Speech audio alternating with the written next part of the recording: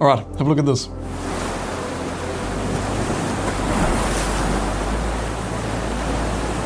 So this footage was sent to us by Walbusch Servicios Marítimos in Chile, who have extensive experience in all types of naval and civil engineering projects and offer specialized solutions for installing and maintaining anchoring systems in aquaculture farms, like the salmon farm you just saw in the video. Now, what's really cool is if you zoom into the footage, you can actually spot our OBS BUOY 7-watt getting absolutely put to work in the rough seas as it captures, in real time, the accurate wave data that helps Walbusch optimize their day-to-day operations, inform them about potential risks, and help them ensure their anchorages are solid and well maintained to handle rough seas just like this.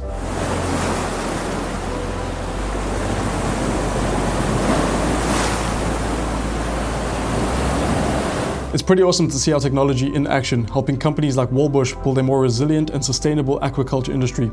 Big thanks to them for sharing this glimpse into their world.